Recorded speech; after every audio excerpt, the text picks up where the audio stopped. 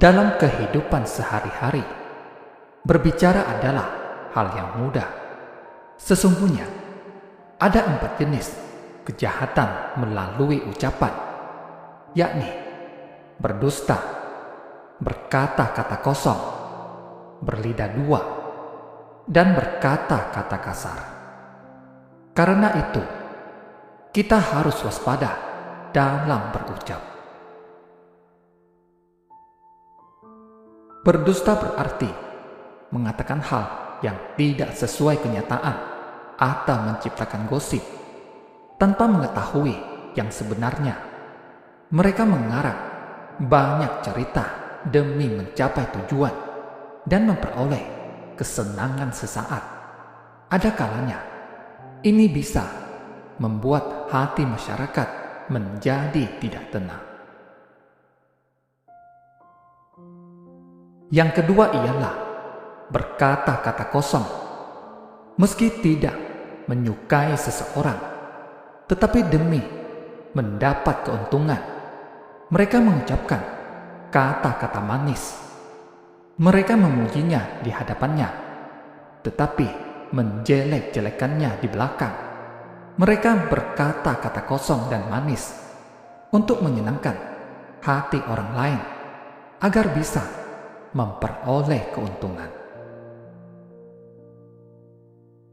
Yang ketiga ialah berlidah dua, yaitu mengadu domba dan menjelek-jelekkan orang lain. Ini tidaklah benar, apalagi berkata-kata kasar. Ini adalah kebiasaan buruk. Meski ingin bertutur kata baik, tetapi yang diucapkan malah kata-kata kasar karena sudah menjadi kebiasaan. Ada orang yang berkata, "Saya tidak berniat buruk, hanya terbiasa." Orang lain juga menjelaskan, sesungguhnya dia sangat baik, hanya lebih ceplas-ceplos dalam berbicara. Begitulah gaya bicaranya. Setelah berkata-kata kasar, meski kita menjelaskan bahwa kita tidak berniat buruk, tetapi tetap telah meninggalkan kesan yang buruk bagi orang lain. Jadi, banyak hal yang harus dipelajari dalam berbicara. Kita harus bersungguh hati menjaga ucapan kita. Untuk membimbing orang lain, kita harus menggunakan berbagai sikap dan cara berbicara. Ada kalanya kita harus berbicara dengan lantang dan tegas. Ada kalanya kita harus berbicara dengan lembut. Orang yang keras sangatlah banyak. Kita harus mempelajari cara berbicara dan metode untuk membimbing mereka. Kebijaksanaan membimbing orang. Suatu kali, Buddha memimpin para anggota Sangha ke Magadha. Di sana, mereka menerima persembahan dari orang-orang. Lalu, mereka pergi ke sebuah hutan dan makan di sana. Usai makan, Buddha berkata kepada para anggota Sangha, "Aku datang ke Magadha kali ini dengan 2 tujuan.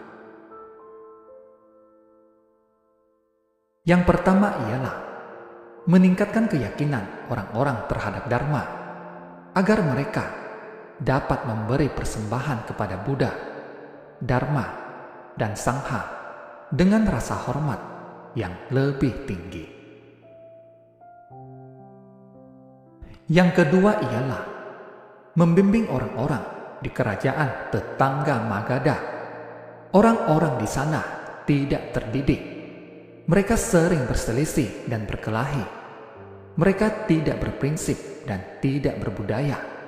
Aku ingin membimbing mereka. Dengan percaya diri, Maudgalyayana berkata kepada Buddha, "Izinkan aku pergi membimbing mereka." Saat tiba di kerajaan itu, Maudgalyayana melihat seorang pria membawa seekor ayam dan seorang wanita mengejarnya dengan membawa pisau dapur. Dia juga melihat dua anak muda berkelahi. Mereka heran melihat Maudgalyayana yang berjalan dengan penuh tata krama dan wajahnya yang tersenyum. Di kerajaan itu tidak ada orang seperti itu. Setelah memberi salam, Maudgalyayana berkata bahwa sikap mereka sangat kasar dan langsung menguraikan kesalahan mereka. Mendengarnya, orang-orang pun pergi. Lalu, sebagian orang yang lebih kasar mendekatinya, mendorongnya dan berkata, "Beginilah gaya hidup kami. Apa yang salah?" Maudgalyayana diusir dari kerajaan itu. Lalu, dia kembali menemui Buddha. Sariputra berkata kepada Buddha yang dijunjung, "Aku akan pergi ke sana." Sariputra pun berangkat ke kerajaan itu. Setelah tiba di sana, Sariputra berkata, "Hidup seperti ini sangat susah. Kalian harus memperbaiki tabiat kalian." Akhirnya, sama seperti Maudgalyayana, Sariputra juga diusir dari kerajaan itu. Dia pun pulang dan menceritakannya kepada Buddha. Buddha menggeleng-gelengkan kepala. Murid-murid utamanya telah pergi satu persatu, tetapi hasilnya tetap sama. Buddha lalu meminta Bodhisattva Manjusri untuk pergi ke sana. Dengan membawa misi, Bodhisattva Manjusri pun pergi. Melihat orang menangkap ikan, dia berkata, "Engkau sangat jago menangkap ikan." Melihat seorang pemburu sedang memanah, dia juga memujinya. Siapapun yang ditemui, dia selalu memuji mereka. Bodhisattva Manjusri lalu menemui sang raja.